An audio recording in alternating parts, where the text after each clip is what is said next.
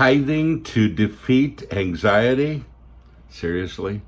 Coming up next on Pastor Bob Daly.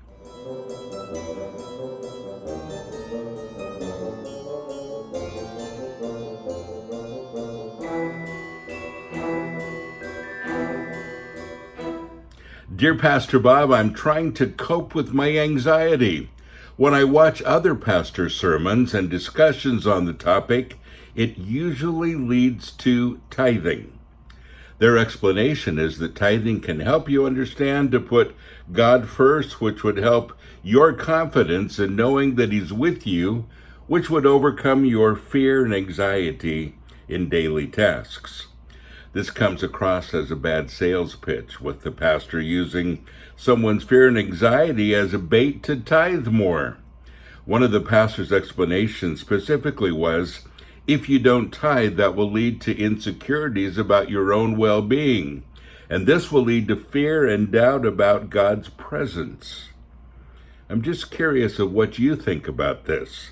How can I determine whether the pastor is genuine in their tithing sermons or whether they're just using the sermon as an excuse to get more tithing revenue?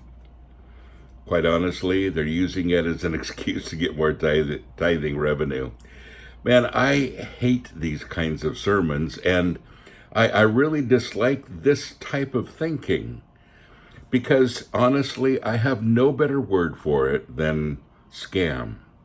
And I think many pastors have been reduced to scam artists because tithing, man, it's an Old Testament thing.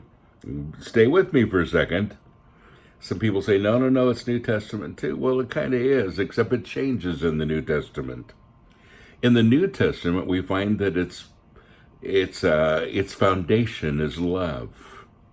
The Bible says to love giving, to love helping, and to give hilariously, basically. Freedom in giving and loving to do it. And how does that happen? Because of the love of God, we fall in love with people and we begin to give accordingly. And I always tell people, if you're not giving hilariously, if you're not giving cheerfully, as the Bible says, then maybe you ought to wait till you can. I'm going to get in trouble for that one. But I think it's a game changer. When I really fall in love with people, when I really see the needs of people around me and my heart is captured because of it, well, then my money goes there too. 10%? No. 100%.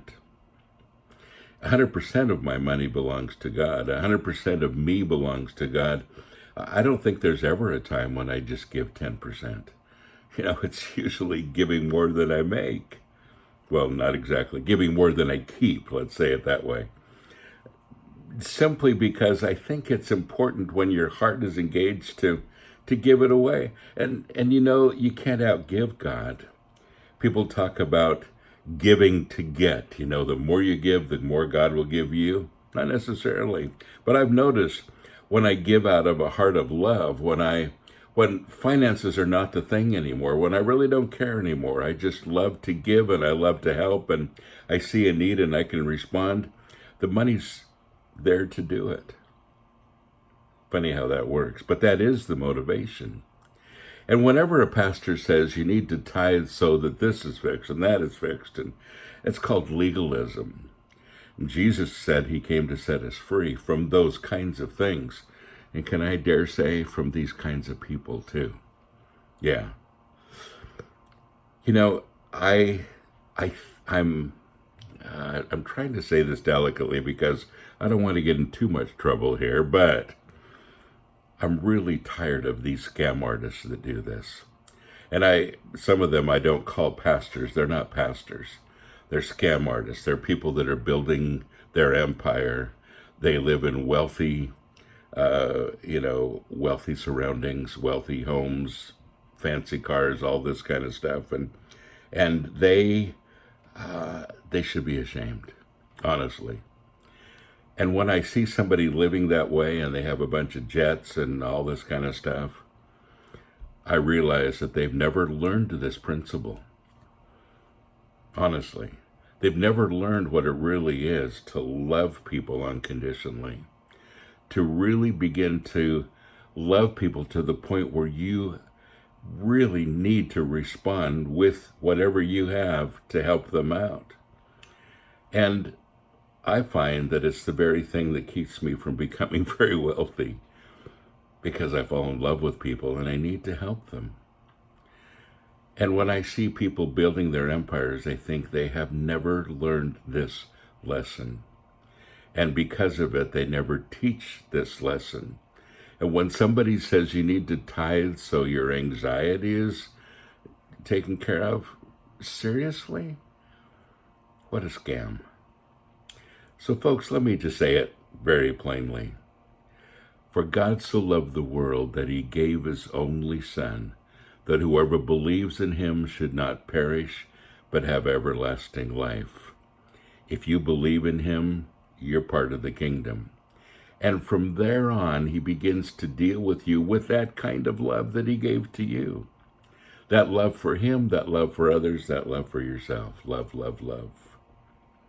And when that begins to happen, your world changes. The things that are important to you change. The people around you who are in need begin to be your focus now, because you feel it and you respond to it. And tithing, it isn't about 10%. It's not about, being legalistic and, making sure that you toe the mark on that 10%.